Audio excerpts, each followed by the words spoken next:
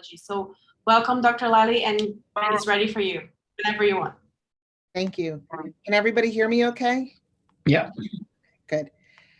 Thank you for having me here Muchas gracias por la invitación. Soy Sara Lally del Servicio de Oncología de Wilshire en Filadelfia.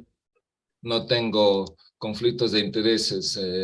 Los casos que voy a presentar ahora, aquí tenemos un niño que tiene hinchazón del párpado izquierdo por alrededor de 6 meses. Entonces, cuando un niño presenta con un probable tumor orbitario, hay diferentes cosas que van por su mente.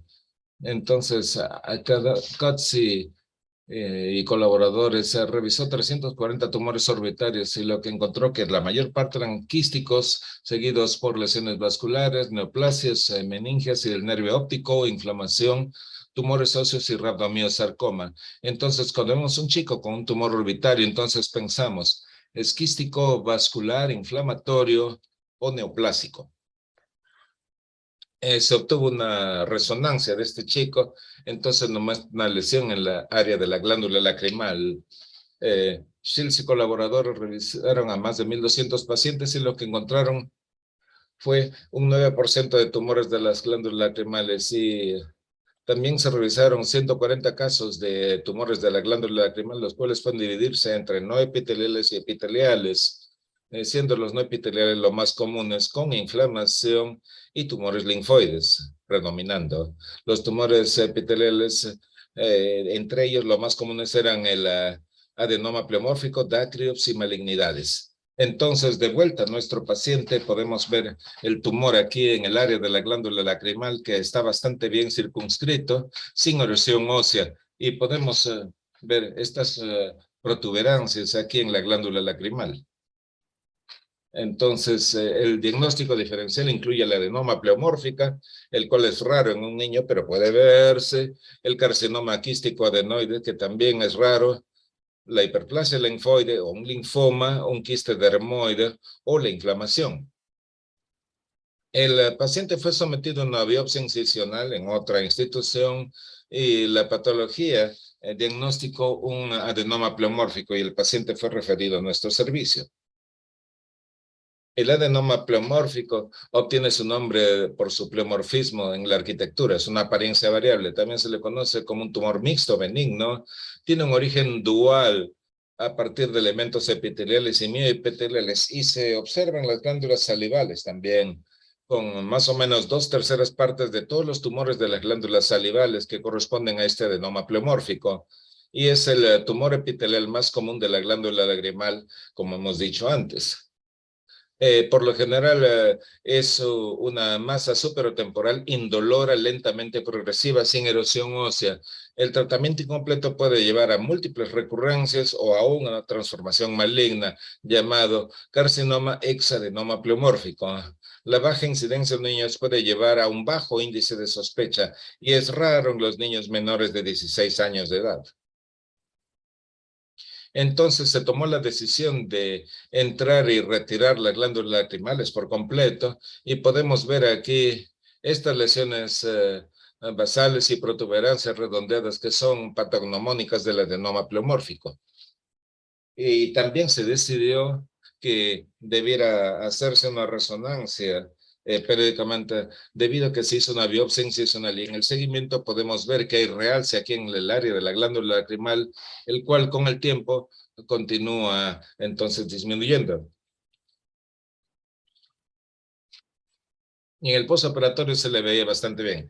2 años y medio de la presentación inicial empieza a notar nuevamente esta lesión más. Las imágenes repetidas muestran compromiso en la parte lateral de la órbita. Entonces ingresamos, se retiró el tejido, se envió a patología y nuevamente fue adenoma pleomórfico. Como ha tenido recurrencia, se decidió entonces que en el postoperatorio se irradiaría esta parte lateral de la órbita.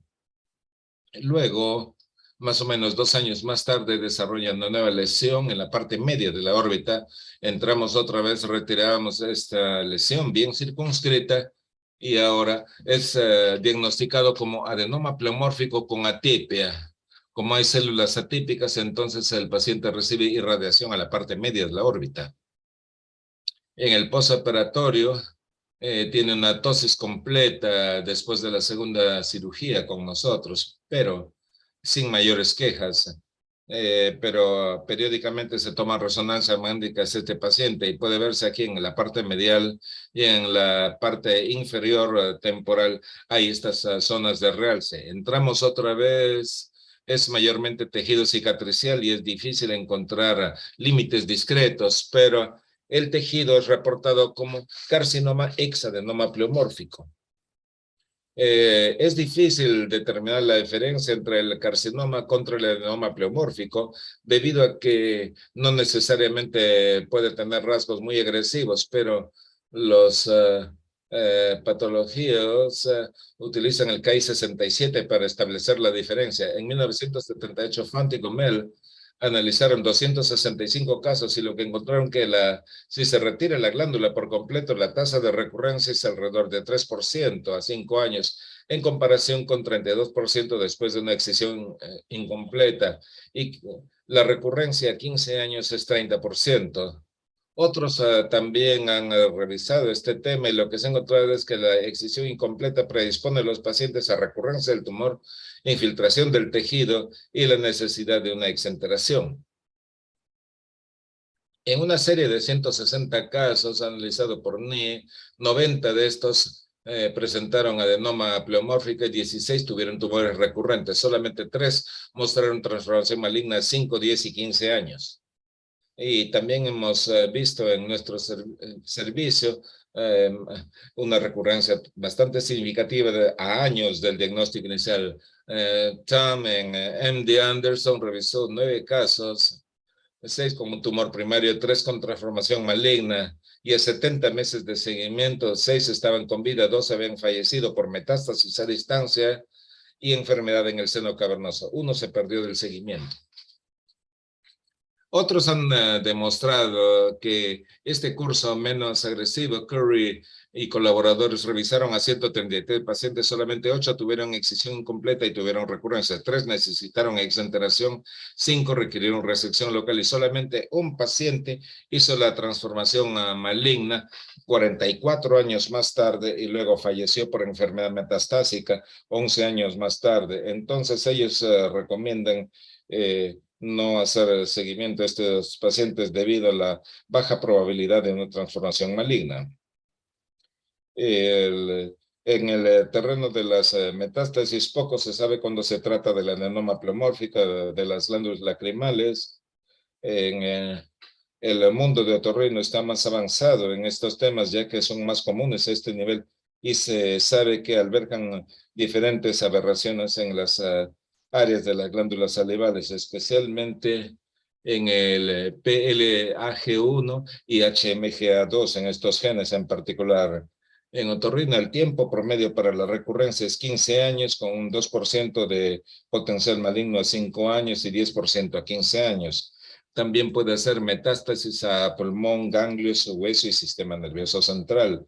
Entonces, en resumen, este es un niño de 14 años con un adenoma pleomórfico, múltiples recurrencias que eventualmente se transformó a malignidad y fue a la exenteración. Este caso nos muestra realmente la necesidad de una excisión completa de inicio y lo difícil que es continuar con estos pacientes debido a que puede hacerse esta masa cada vez más agresiva. Se necesita más investigación y no hacer biopsia y hay que retirar la glándula lacrimal por completo. Muchas gracias por su atención. ¿Preguntas?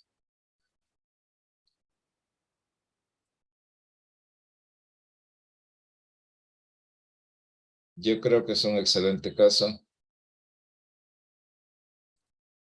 Y su conclusión es muy importante. Tratar de retirar la glándula por completo y no solamente hacer la biopsia. Y yo quisiera preguntar, ¿qué piensa usted acerca de la quimioterapia para este tipo de lesiones? Nosotros tenemos aquí un enfoque multidisciplinario donde discutimos estos casos y ahora la quimioterapia no ha funcionado, entonces eventualmente podría probarse con inmunoterapia. Estos pacientes pueden seguirla. Y aquí era un tumor más infiltrativo antes que con células malignas y la patología que estaba presente allí, pero nosotros vemos cómo progresó la enfermedad y la idea es, estaba en la universidad y tuve que ir a la exenteración y nos sentimos terrible de que todo esto pudo haberse evitado si es que se hubiera hecho una excisión completa antes que una biopsia incisional. Es un excelente caso. ¿Hay alguna pregunta más? Tenemos otra pregunta. Entonces, es un excelente caso. Mi pregunta es, ¿cómo se hizo la biopsia inicial? Yo creo que cuando se hace la biopsia, el mayor problema es el sembrado de las células tumorales hacia la parte periférica de la órbita y también está retirando y haciendo el sembrado. Entonces, esa es la razón por la cual se da la recurrencia. Fue biopsiado en otra seda y fue una incisión en la parte superior. Era un buen oftalmólogo quien hizo la biopsia inicial a través de la parte superior del párpado. Y yo diría ahora el sacar toda la masa, la glándula lacrimal, pero al saber que todavía hay tumor ahí y que sigue retornando y retornando, entonces eventualmente hemos visto que ya se infiltraba hacia el borde orbitario, el hueso, y se tornó bastante agresivo. Nosotros, un caso parecido un par de años atrás, pero hemos tenido 3 casos y se hizo quimioterapia intraarterial por la malignidad. No era un carcinoma adenoquístico, sino era básicamente adenoma pleomórfico. Y es interesante, estos pacientes van bien. Tenemos 3 casos en nuestra serie. Se extrae en el hueso una incisión grande y luego radiación y quimioterapia y se pueden tolerar el régimen, van bien. Si no pueden tolerarlo, entonces estamos en problemas. Y finalmente terminarían en insecteración. Es una gran idea esta quimio intraarterial. Podría ingresarse a la órbita para tratar de lisar todas las células.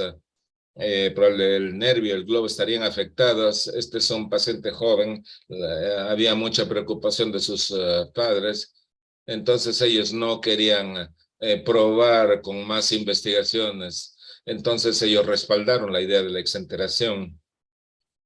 Excelente presentación, Sara. Hay una pregunta aquí.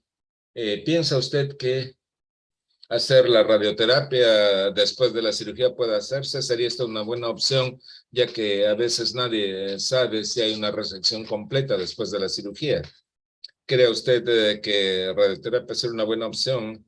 Nosotros le dimos radiación a los 2 lados de la órbita y se había recomendado como 25 Gray, pero obviamente a pesar de la radiación, este tumor retornó. Entonces, no es tan radiosensible como hubiéramos esperado, pero en estos pacientes es una suerte de espiral en descenso. Y antes de ir a la exenteración, usted prueba con todo, ¿no? Radiación, por ejemplo, para ver si es que se puede detener la progresión del tumor. Sí, Pregunta el doctor Solón. siempre hemos leído y hemos escuchado en diferentes congresos que el adenoma pleomórfico no se debe biopsiar. Pero yo siempre me he preguntado, tengo 20 años haciendo oncología y órbita y me pregunto, ¿cómo no hacer una biopsia? Porque ¿cómo vamos a tratar al paciente si no sabemos qué estamos tratando? Entonces, en nuestro equipo lo que hemos hecho ya hace muchos años es hacer posiblemente el 95% de nuestros abordajes orbitarios son por conjuntiva.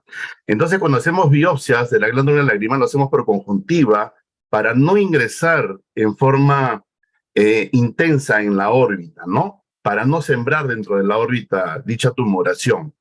¿Qué opinan ustedes de eso? ¿Se debe hacer biopsia o no se debe hacer una biopsia ante un caso como el que ha presentado la doctora Sara?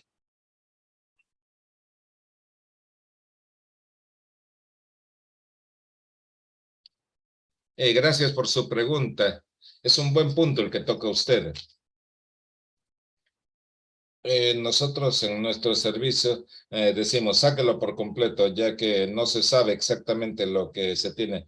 Quizás hay errores en la biopsia, quizás hay otros tipos de tumores. Este paciente está en la parte más rara, siendo tan joven, pero usted sabe, yendo a través de la conjuntiva, es una opción, pero definitivamente se preocupa usted justificadamente por la posibilidad del sembrado en la órbita, aún con este abordaje transconjuntivo. Entonces, por lo general, nosotros les enseñamos a nuestros fellows que no importa lo que pase, aun cuando usted piense que esa inflamación, retire la glándula por completo, y la gente se preocupará por esto, y estos pacientes van bien sin la glándula lacrimal y toleran esta situación bastante bien, y luego no hay que preocuparse.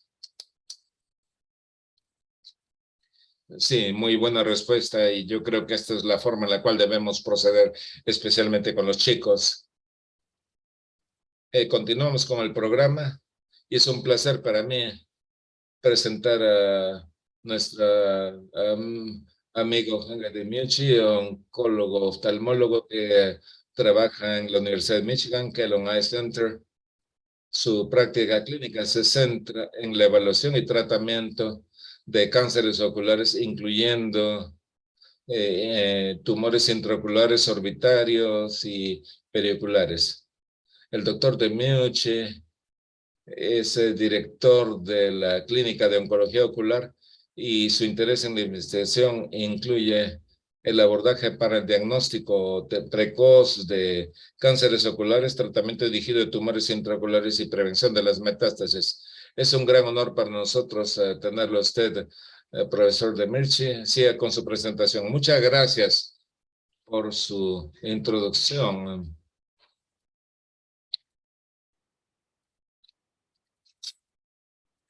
Estoy muy contento de estar con ustedes esta noche.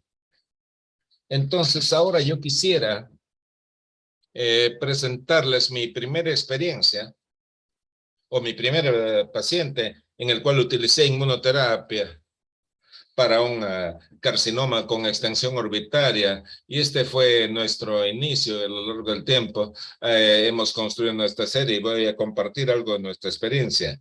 Entonces, este es un varón de 82 años de edad que llega con una historia de 6 meses de una lesión conjuntival. En cuanto a los antecedentes, tenía un carcinoma, células escamosas de la parte de la sien derecha, y fue tratado con excisión de la lesión seguido por radioterapia con ácidos externos. De otro modo, es una persona saludable. En el examen, su visión era 20-40 derecha, 20-20 izquierdo, y se le ve en la lámpara de hendidura.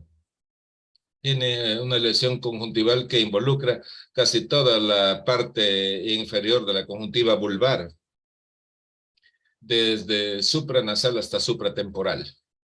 Aquí ustedes pueden ver la uvea, la cual nos muestra que hay invasión hacia la esclera, y la tomografía de coherencia óptica muestra que tiene este borde, tal como se ve en un carcinoma, células escamosas. Lo que hicimos en este caso fue, hicimos una biopsia excisional de la lesión conjuntival, hicimos crioterapia, reconstruimos la conjuntiva con membrana amniótica.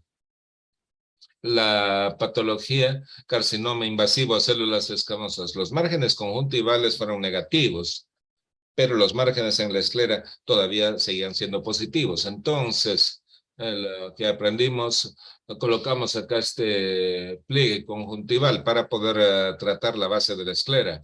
Entonces estaba yendo bastante bien, el paciente desapareció, estaba muy contento. 10 meses más tarde, esta es su presentación ahora.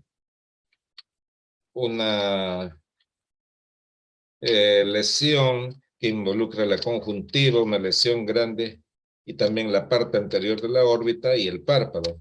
Entonces, en este punto tuvimos una gran discusión, y la única opción era la exenteración o la radioterapia externa. El paciente estaba muy resistente a cualquiera de estas dos alternativas. Entonces, la inmunoterapia era una cosa nueva en estos días. Entonces, lo pusimos en una especie de prueba para ver cómo iría este paciente. Y esto es después de 2 ciclos de pembrolizumab como terapia sistémica. No podía creer cuando vi a este paciente, esto es a 3 semanas, a intervalo de 3 semanas. Entonces, esto es cerca de 2 meses y no podía creer que el tumor había desaparecido por completo. Desafortunadamente, en este punto, el paciente desarrolló efectos colaterales, colitis, diarrea. Entonces, descansamos del tratamiento por 1 o 2 meses. Pero el oncólogo no estaba tan contento con 2 ciclos, entonces completamos 7 ciclos con este paciente. Y vemos acá que después de 7 ciclos, la lesión desapareció por completo. Y este paciente, y esto es cuando lo vimos la última vez, un par de años atrás, con monoterapia, inmunoterapia, sin recurrencias para nada. Y el paciente falleció por otras razones recientemente. Pero 2 años sin recurrencias. Estaba muy contento yo al ver este paciente. Entonces sabemos que este carcinoma de células escamosas de la conjuntiva es el tumor maligno de la conjuntiva más común. La extensión orbitaria varía desde 1% en países desarrollados a 5% en países subdesarrollados. Y cuando hay extensión orbitaria hay solamente 2 opciones: exenteración o radioterapia con haces externos. Pero ahora tenemos otra opción, la inmunoterapia. Debido a que los estudios muestran que PDL y PDL1 son inhibidores del checkpoint inmune y se expresan entonces en casi todos los carcinomas invasivos a células escamosas. Puede ser la expresión alta o baja. Y es interesante señalar que con el estadio TNM del carcinoma de células conjuntivales, la expresión de PDL también aumenta y PDL1, lo cual quiere decir T3, esto quiere decir la invasión orbitaria. Entonces, en los casos con invasión orbitaria de PDL y PD1, y la expresión de PDL1 es extremadamente elevada. Y ustedes saben que estas mutaciones en la inmunoterapia no funcionaría como en el melanoma oval, pero si miramos la gráfica, hay un carcinoma de células escamosas que tiene la mayor carga de mutaciones tumorales. Entonces, hace que este carcinoma de células escamosas es un blanco ideal para la inmunoterapia. Hay 2 agentes de inmunoterapia que conocemos. Uno es los inhibidores de PDL1 y los otros son los CTLA4, donde se prefiere utilizar el PDL y PD1, los inhibidores en la práctica clínica, antes que los CTLA4. Y estos son los otros casos. Este es un varón de 71 años de edad que tiene carcinoma células escamosas en la conjuntiva con extensión orbitaria. Ustedes pueden ver aquí la parte inferior. Este paciente llegó después y estaba tan contento, venía el caso número 2, entonces le dimos 10 ciclos de tratamiento. Aquí utilizamos semiplimab, no utilizamos pembrolizumab, aquí trabajamos con semiplimab. Entonces,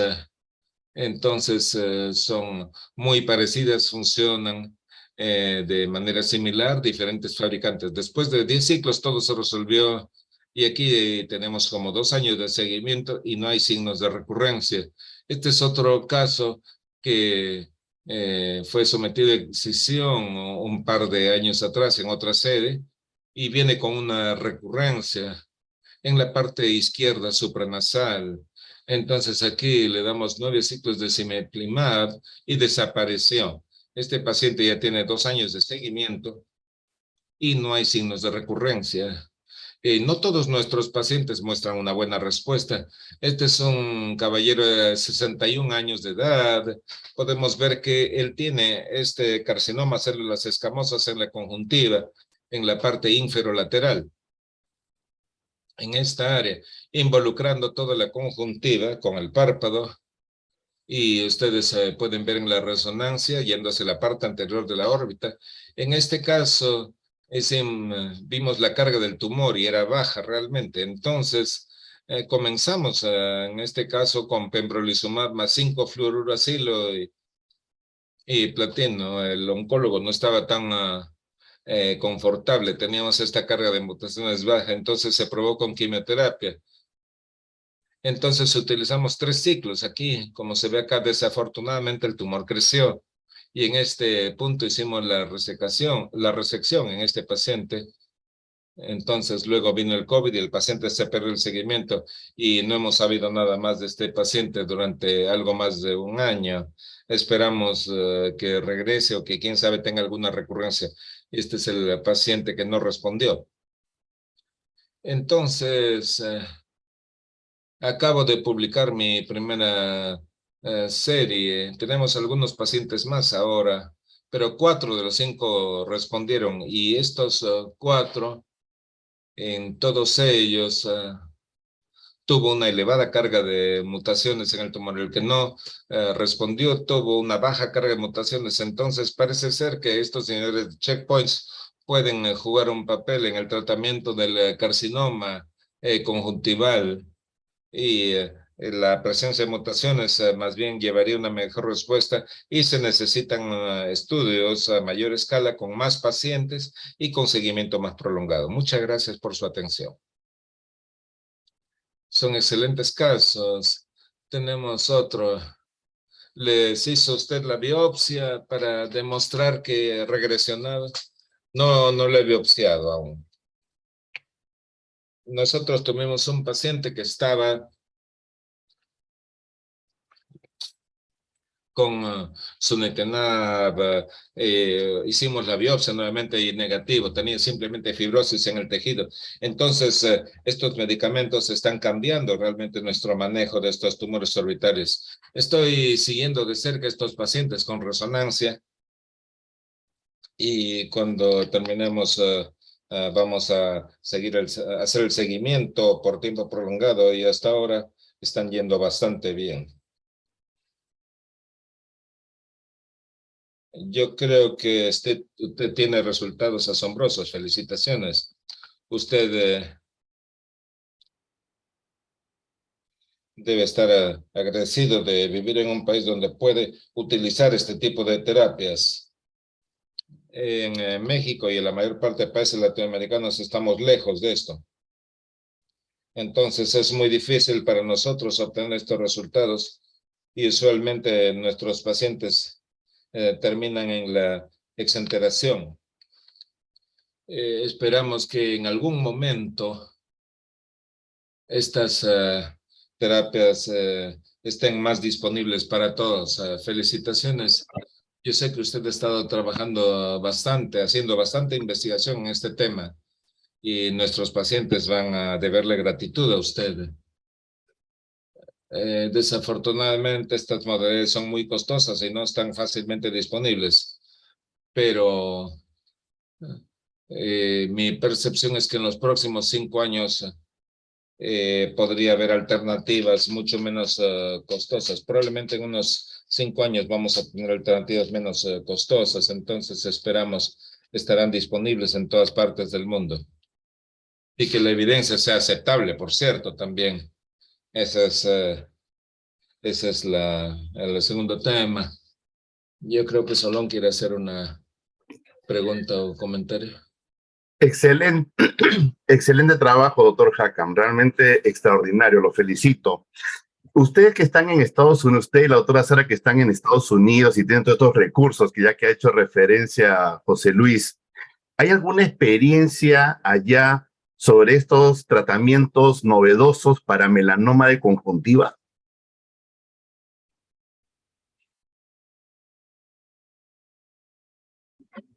Esta es mi experiencia también para el melanoma de la conjuntiva. Probamos con inhibidores BRAF en el contexto neoadyuvante, donde se ha demostrado una respuesta dramática si el tumor es BRAF positivo. Disminuyen de tamaño significativamente. Con la inmunoterapia se hacen un poco más pequeños, pero y no progresan, ya no se hacen más grandes, pero tampoco se reducen tan significativamente de tamaño. Entonces disminuyen un poco, pero no gran cosa. Esa es mi experiencia hasta el momento. Sara, usted tiene experiencia al respecto. Nosotros tenemos nuestra experiencia en el seguimiento y no hemos visto resultados dramáticos en el contexto neoadyuvante. Aquí nosotros preferimos la excisión y monitorización de cerca desde este punto de vista. Vemos a estas personas con enfermedad más agresiva o con grados T más elevados en terapia sistémica para tratar de evitar las metástasis, la cual diré y tocaré madera 3 veces. No hemos visto aquí en metástasis como solíamos hacerlo previamente, pero desde este punto de vista todavía preferimos la cirugía si es que nosotros podemos. Tenemos a estos pacientes y ahora tenemos a uno con melanoma recurrente. Ella ha recibido inmunoterapia, no está ayudando para nada el ojo y probablemente termine en una exenteración. Tenemos una idea por qué funciona tan bien en tumores conjuntivales y no funciona así de bien para los tumores de los párpados. Mi idea es que, como creo que el carcinoma de células escamosas tiene una elevada carga de mutaciones, entonces yo creo que esto tiene un gran impacto, pero los melanomas de la conjuntiva son una población mixta, entonces algunos son muy altas y otras son muy bajas, entonces yo creo que eso hace o afecta la respuesta en cuanto a cómo responden. No necesariamente probar las células escamosas para mirar los resultados, yo diría lo mismo. En las células escamosas, en general, en la conjuntiva, interferón ya no está disponible en los Estados Unidos. Utilizamos 5-fluorouracilo, hace que se desvanezcan en un par de semanas, entonces tiende a ser mucho más fácil el tratamiento, lo cual tendría que ver en general con la enfermedad global en comparación con los melanomas de la conjuntiva. Aquí todavía esta es una caja negra y estamos tratando de determinar, y yo sé que aquí estamos tratando de ver cómo nos las arreglamos y ver las mutaciones, y les diré a partir de nuestros resultados, hay recaídas, y hay una serie de mutaciones y no son las mismas mutaciones que se presentan en algunas otras instancias. Muy bien, muchas gracias. El último caso fue exenteración. No hice la excisión. El paciente estaba en contra de la exenteración, hice la excisión. Planeamos darle radioterapia en haces externos, pero en ese punto el paciente desapareció. Sabemos que el paciente está con vida, pero no sabemos los detalles. No fuimos a la exenteración, pero esta era una buena opción para este paciente. No ver al paciente a veces es un buen indicador. Muchas gracias.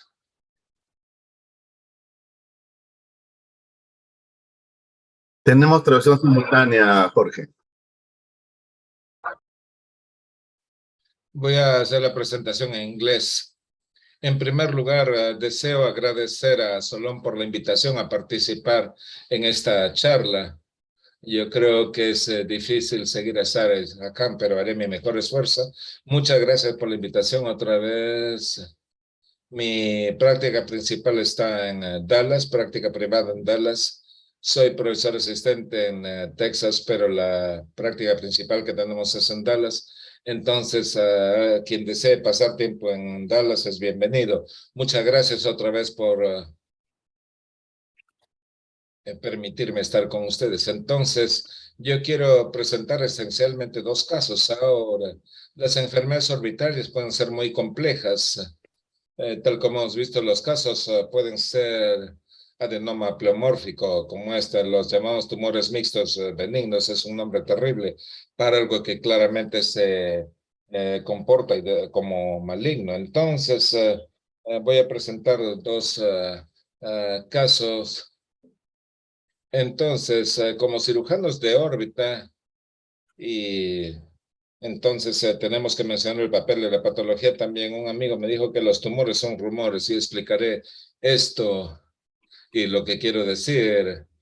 Mi esposa tiene una ONG y llevamos equipos médicos a Guatemala.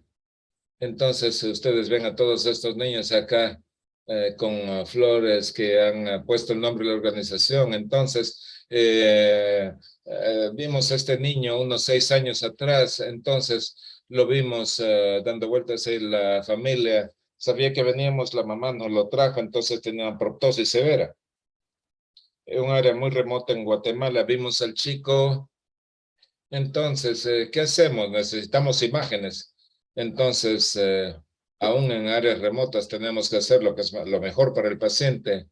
Entonces, lo enviamos a 6 horas de distancia de la ciudad. Teníamos un amigo que nos permitió hacer todos los estudios por imágenes gratis. Se le tomó una tomografía y resonancia. Y noten ustedes acá, tenemos un tumor bastante grande acá. Cuando vi por primera vez a este chico, vimos lo grande que era el tumor, entonces supe que no tenía las herramientas para retirar el tumor acá. Entonces ustedes pueden ver en estas imágenes y no sabíamos, decidimos hacer una biopsia, tomamos una biopsia en Guatemala. Esta es una imagen de la biopsia. Tenía un amigo patólogo en Dallas que lo revisó. Decimos que los tumores son rumores y los tejidos son problemas. No interesa lo que vea la radiología. Revise usted las imágenes por sí mismo, no interesa mucho lo que piensa. Los tejidos son problemas ya que sencillamente no sabemos. Entonces revisar las imágenes y van a ver cuántas discrepancias están presentes. Entonces en este caso, este era un tumor calcificado fibroso muy raro. Solamente hay unos cuantos casos en el mundo. Entonces al año siguiente le prometí a la mamá retornar. Entonces aquí traje un instrumento eléctrico, entonces hice una orbitotomía. Entonces retiramos aquí esta última pieza y utilizamos otra sierra eléctrica. Aquí tenemos el hueso y pudimos entonces tomar el tumor en su integridad. Entonces este es Mauricio antes de retirar el tumor y este es Mauricio. Su profesor nos manda esta foto. Nunca había de la escuela antes porque tenía mucho estigma, y este es el chico ahora con buena visión y está yendo bastante bien. Ahora voy a presentar el segundo caso, que también lo hicimos en Guatemala. Entonces esta señora, una pastora, entonces fue encontrada por uno de nuestros voluntarios. Entonces me mandó la foto. Esta es la foto que me envió a Dallas. Entonces esta es Agustina. Tiene esto por 14 años y en la ciudad le dijeron que no podían ayudarla. Esta es Agustina. Ustedes pueden ver claramente el estrabismo y la lista de los problemas. Entonces, fíjense qué malo es este tumor. Es realmente impresionante qué tan extenso es este tumor y podemos ver su rostro. Tiene una expresión muy triste. Entonces, le hicimos la tomografía, la resonancia y ustedes pueden ver este tumor tan grande. Le enviamos las imágenes a mis amigos de la serie, un hemangioma cavernoso posiblemente. Retiramos el tumor. Entonces, ustedes pueden ver, primero traté de pasar las suturas para querer jalar el tumor, pero mi fellow de Brasil me decía, ¿por qué no miramos bien las suturas? ¿Por qué no utilizar esta suerte de clamp? No es la principal herramienta que lo utilizamos, pero aquí fue útil. Y luego una vez que retiramos el tumor, era como la cirugía bariátrica. Ahora teníamos toda esta lasitud del tejido. Entonces hicimos una cuña pentágono, la blefaroplastia, tomamos el tumor y por cierto era un hemangioma cavernoso. Entonces le pedí a Agustina qué iba a hacer, le preguntamos qué iba a hacer con su vida. Bueno, quiero 2 cosas. Bueno, podré mirar con mis 2 ojos al cielo. Entonces, yo creo que Dios me ayudaría. ¿Qué más le gustaría? Bueno, quisiera tener una pareja. Un año más tarde, ella nos se tomó un ómnibus y viajó por 17 horas, entonces ya no tengo dolor, ahora estoy de vuelta en la comunidad, mi hijo está contento, está yendo bien en la escuela y al rezar puedo mirar al cielo. Entonces, ¿y qué pasó con el parejo? Bueno, entonces ya lo hice a un lado, entonces tenía más poder. Entonces, quisiera presentar un caso adicional. Vayamos a esta. Entonces, esta es una dama que refiere protrusión del ojo. Esto es en Dallas.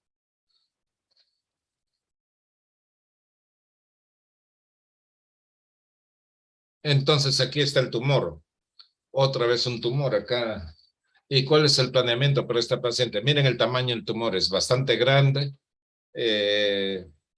Pregunté a cirujanos oculoplásticos acerca de la orbitotomía transnasal, etcétera. El problema es que es muy grande, aún transnasal acá. El problema con esta paciente es el siguiente. El nervio óptico está lateral al tumor, entonces ya hemos tenido un caso similar que fue orbitotomía. Entonces, ¿qué hacer en este paciente con un tumor tan grande que tiene el nervio óptico lateral al tumor? Entonces,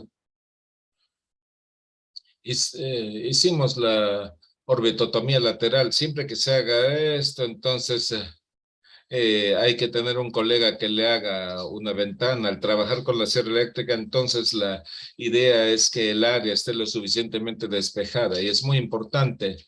Entonces, en cuanto al planeamiento, hemos hecho orbitotomía lateral y ahora, bueno, ¿qué sigue?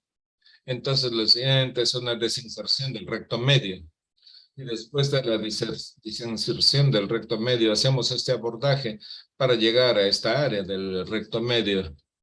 Entonces, ¿por qué hacemos esto? Al hacer la orbitotomía lateral y descomprimir un poco del tumor aquí, entonces tenemos espacio suficiente para no afectar el nervio mientras estamos empujando esta masa tan enorme como se ve acá.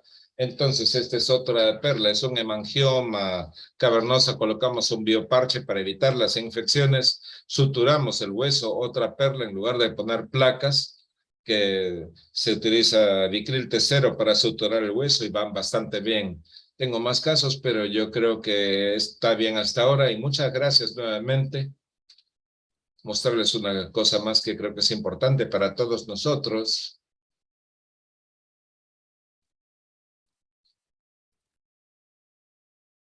Queremos invitar a todos para el próximo año a Oculoplástica Sin Fronteras. Esto tendrá lugar en Riviera Maya, en Cancún. Será una reunión excelente, organizándola con José Luis y Solón. Y esperamos que todos ustedes puedan estar acá. Y no solamente se verá oculoplástica, sino también tequilas y margaritas. Y será excelente tenerlas allí. Muchas gracias por la invitación. Realmente aprecio vuestra asistencia e interés. Y deseo agradecer a la persona que está rotando con nosotros, Pati Núñez. Tenemos bastantes rotantes de Latinoamérica. Y ustedes están bienvenidos, son bienvenidos para pasar tiempo con nosotros en Dallas. Muchas gracias.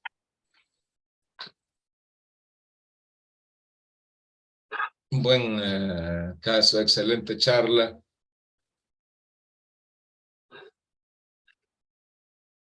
Siempre hablamos acerca de medicina, viajes, pero usted nos ha mostrado cómo podemos cambiar la vida de las personas. Usted ha hecho un trabajo excelente. Y sabemos lo que usted y Michelle están haciendo en Guatemala, deben sentirse orgullosos de ello, pero como médicos tenemos que recordar qué tanto podemos ayudar a las personas y cómo podemos mejorar sus vidas. Una excelente charla. Gracias, José Luis.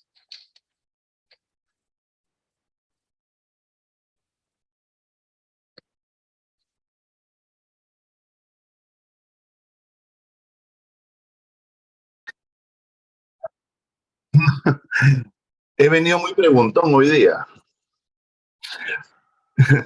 Quería comentar al video que mostró Jorge, que hace 10 años unos odontólogos me presentaron una sierra ultrasónica, que lo usan mucho los odontólogos y los maxilofaciales. Quería preguntarles a Jorge si es que la había utilizado.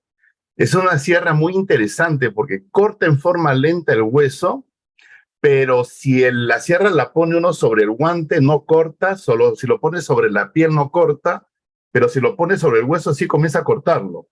Desde que comenzó a usar yo no uso la sierra neumática porque, claro, vibra mucho y esta sierra me parece mucho más segura. No sé si la has utilizado en alguna oportunidad.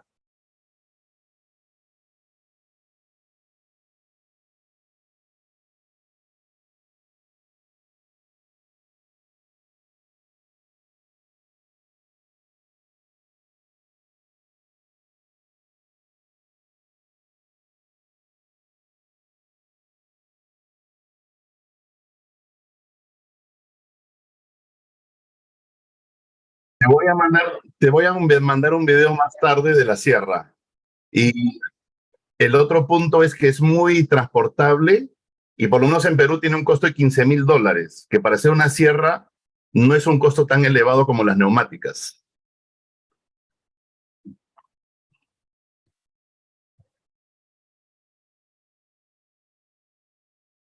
Quiero hacer un comentario. Yo creo que hay un instrumento más costoso. Hay una máquina llamada el Sunapad de la compañía Stryker y la idea es que se comporta como una sierra metálica, pero funciona sobre la base de ultrasonografía y tiene exactamente el mismo principio. Oscila y utiliza este poder de ultrasonido, quema un poco el hueso, pero lo corta muy bien y lo uso constantemente. He dejado de utilizar las sierras metálicas, lo único que me preocupa es que oscila bastante, pero es un corte muy bien controlado y usted puede arreglar cómo va a cortar, cómo va a diseñar el corte del hueso, entonces realmente es un instrumento muy útil. Nuestros amigos de oftalmología dicen que es un instrumento que trabaja como si fuera un faco. Lo hemos visto un par de veces, yo no sé si en sus manos, pero hemos encontrado que es bastante lento, particularmente para la decompresión lateral de la órbita. Encontramos que es bastante lento al retirar el hueso. ¿Algún comentario al respecto? En la descompresión lateral lo utilizo muy frecuentemente. Es un extremo, una punta diferente y tiene múltiples instrumentos intercambiables ahora. Especialmente cuando usted llega al esfenoides, ¿no? Al ala mayor del esfenoides y hace realmente un muy buen trabajo y es bastante seguro en el sentido que no daña la dura y tampoco daña el periósteo. Entonces, se hace una descompresión de la órbita, de la parte profunda, en una forma muy agresiva y muy bien.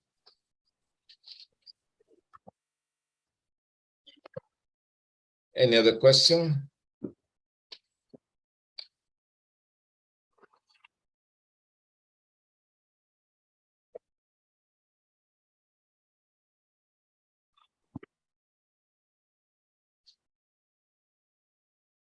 Well, it's an honor to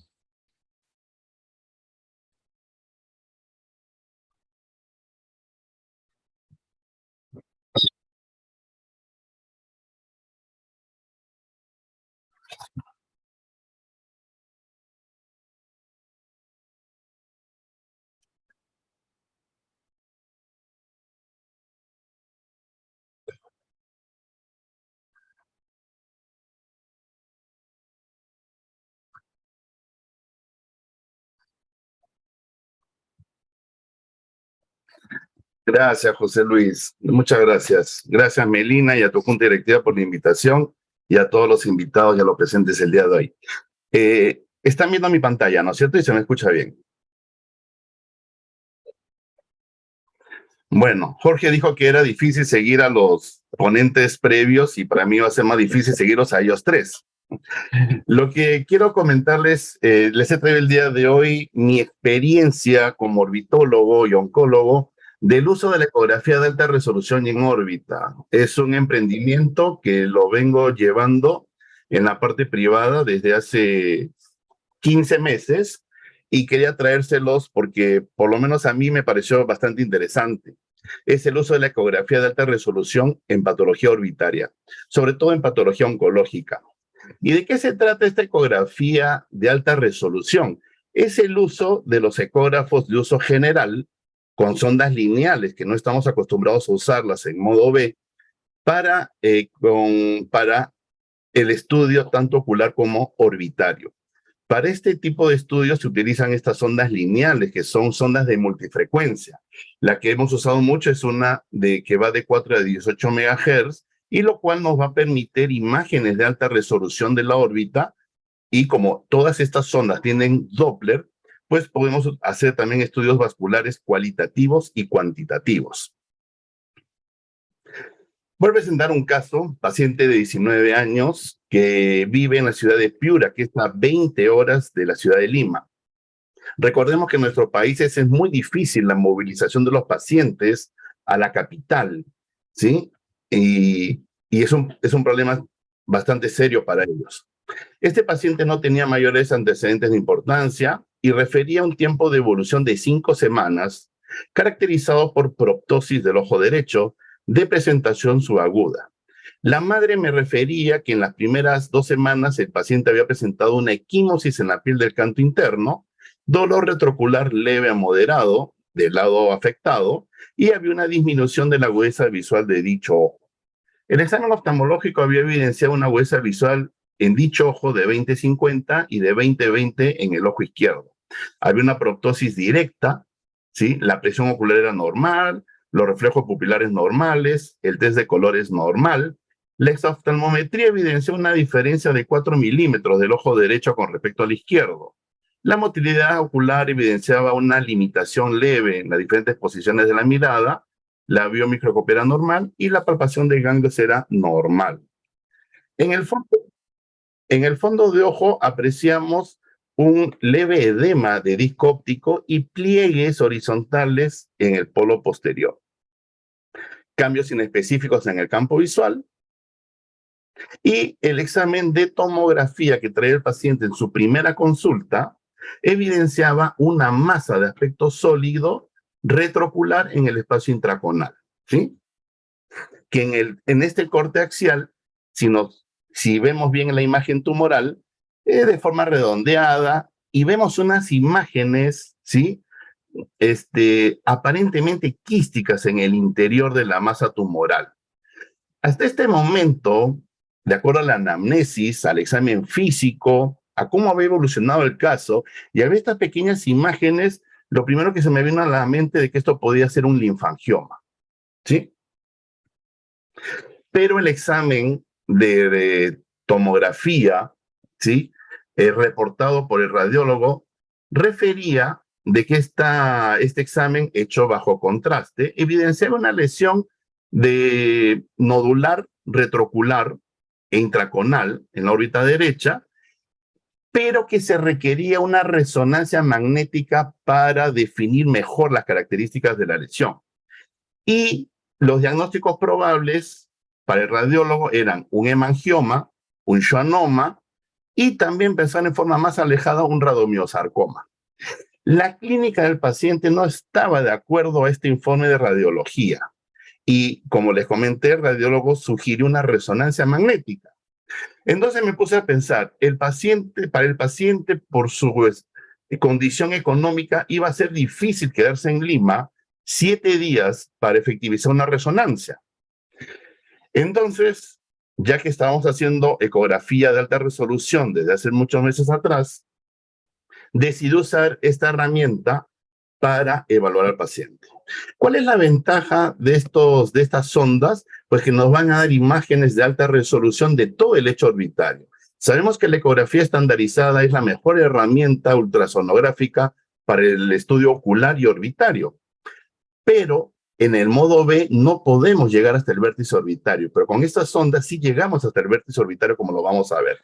Bueno, y estas son las imágenes que tuvimos al finalizar la consulta de este paciente, y la ecografía nos evidenciaba que había una lesión de aspecto ovoideo, ¿sí? Hipoecogénica, de apariencia quística, que tenía paredes, tenía trabéculas, y el ecodoppler que está incorporado en todas estas sondas nos evidenciaba que había flujo vascular en los tabiques de esta lesión quística. Entonces, ecográficamente nos corroboraba lo que habíamos pensado clínicamente, que era el diagnóstico del linfangioma. Entonces, para mí lo interesante en este caso fue de que pude evitar que el paciente se quedara varios días en Lima y que tenga un gasto complejo para realizar una resonancia magnética, y el mismo día de la consulta pudimos llegar al diagnóstico clínico y ecográfico del paciente. Así que la decisión fue observación al paciente, que vuelva a su lugar de residencia y controlarlo en un mes. Volvió al mes el paciente y se evidenció que la huella visual de 20/50 mejoró a 20/25, la exoftalmometría evidenció una disminución de 1 milímetro en el ojo afectado y el fondo de ojo ya era normal.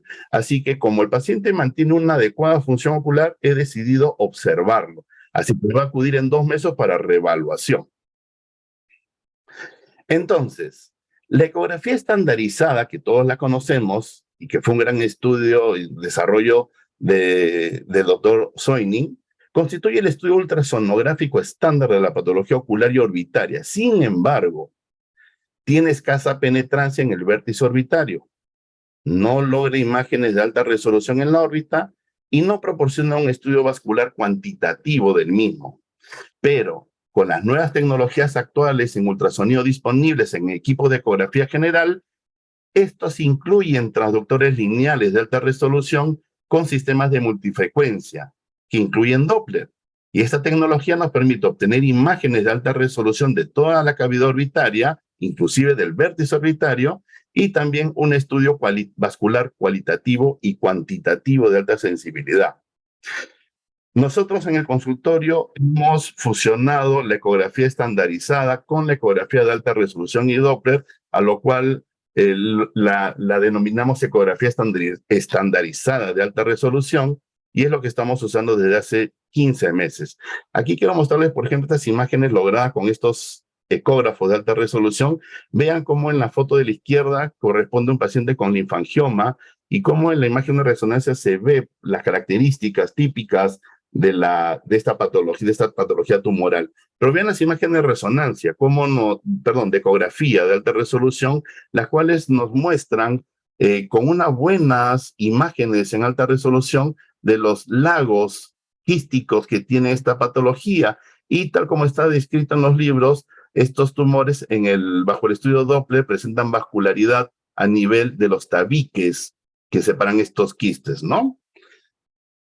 Aquí hay otro caso, un caso de un paciente con un meningioma de la vaina del nervio óptico. A la izquierda vemos el estudio de ecografía estandarizada. Como sabemos, en modo B, la ecografía estandarizada tiene el inconveniente de que la absorción del sonido a nivel orbitario hace de que no podamos llegar a la parte posterior de la órbita. Pero vean en la foto de la derecha cómo estos nuevos dispositivos de sondas lineales de alta frecuencia pueden dibujar el nervio óptico, el líquido cefalorraquídeo contenido en las meninges, y puede delimitar bien la masa tumoral hasta el vértice de la órbita. Y el estudio Doppler definitivamente nos da un plus para saber qué tan vascularizadas están estas lesiones tumorales. Otro caso de meningioma, vean a la izquierda la imagen de resonancia magnética, y a la derecha cómo este tipo de sondas ecográficas pueden dibujar en alta definición esta masa que está adherida al nervio óptico y que puede dar buenas imágenes hasta el vértice orbitario, ¿no? Y complementarlo con el estudio Doppler, como había comentado. En la foto de la izquierda ven una ecografía modo B de uso oftalmológico, en el cual se evidencia una masa retroocular intraconal en un paciente de 14 años, que se trataba de un glioma de nervio óptico. Pero vean cómo en la foto de la izquierda la ecografía de alta resolución nos dibuja todo el tumor hasta el vértice orbitario. Inclusive estas sondas nos permiten tomar los diámetros anteroposterior, vertical y horizontal, y darnos volumen tumoral. lo cual no lo podemos hacer habitualmente con las sondas oftalmológicas habituales, y el estudio Doppler nos dice que era un tumor de bajo flujo, igual que los meningiomas que acabo de presentar. Por último, este ecograma lo tomé hace una semana y me sorprendió bastante porque es la primera vez de que con un equipo de ecografía lograba obtener una imagen de nervio óptico en un paciente sano, en la cual podía evidenciar y delimitar con una buena resolución la vaina del nervio óptico, el mismo nervio óptico y el líquido cefalorraquídeo del espacio subaracnoideo de las meninges del nervio óptico, ¿no? Entonces, esta tecnología creo que nos abre una ventana importante para el estudio orbitario, el cual puede ser de bajo costo y bastante accesible para nuestros pacientes. Entonces, en esta tecnología utilizamos los traductores lineales de alta resolución que complementan a la ecografía estandarizada, logrando en conjunto la mejor herramienta de evaluación ultrasonográfica ocular y orbitaria para la toma de decisiones oportunas, porque es un examen que podemos realizarlo al terminar la consulta, nos permite tomar mejores decisiones terapéuticas y una mejor planificación quirúrgica. Muchas gracias. Sí, lo que pasa es que realmente la curva de aprendizaje que hemos tenido para el modo B no ha sido tan complicada. La parte difícil es la parte de Doppler. El ya entrar al tema de Doppler me llevó a tener que hacer 3 cursos de ecografía general de Doppler, pero tengo la ventaja que mi compañero de trabajo en esta aventura de ecografía de alta resolución y Doppler es un oftalmólogo que ha tenido una experiencia previa de varios años en ecografía general y Doppler, es un experto en Doppler. Entonces, tenerlo en el consultorio me ha facilitado mucho las cosas para poder llegar a este expertise, pero definitivamente requiere tiempo y entrenamiento. Yo creo que lograr este expertise logra el mismo tiempo que nos lleva a hacer un fellow de ecografía ocular. Y gana de querer hacerlo, ¿no? Porque es una temática nueva, hay que querer hacerlo para gastar tiempo y energías para entrar en esta nueva etapa, pero en lo particular me ha dado muchas satisfacciones de poder complementar mis estudios y sobre todo el día 1 de la consulta, poder tener una apreciación mucho más completa de la patología orbitaria del paciente y también para hacer una mejor planificación. En el caso del Doppler me sirve mucho para saber qué tan vascularizado es el tumor y ya tener una apreciación de que si el tumor va a sangrar poco o mucho en el transoperatorio. Allí me ha servido bastante.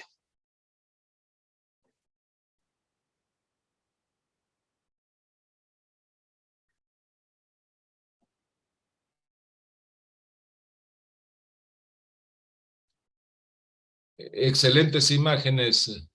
¿Lo hace con el párpado cerrado o con el párpado abierto? ¿Y qué tan grande es la pieza de mano? ¿Calza justo encima de la fisura palpebral o es más grande que la fisura palpebral? ¿De qué tamaño es su sonda? Ese es uno de los puntos que más cuestan adaptarse, porque la sonda es lineal, mide 3.2 centímetros de largo y de ancho 5 milímetros. Entonces, uno lo coloca en forma horizontal sobre el párpado superior o sobre el párpado inferior. Entonces, haciendo una equivalencia a la sonda oftalmológica, estaríamos haciendo los transversales de 12 horas y los transversales de 6 horas. Para hacer los transversales horizontales es un poco más complicado, pero allí uno se la va ingeniando y cuando uno más lo usa, más le agarra el truco para poder tener mejores imágenes. Pero es cuestión de practicar.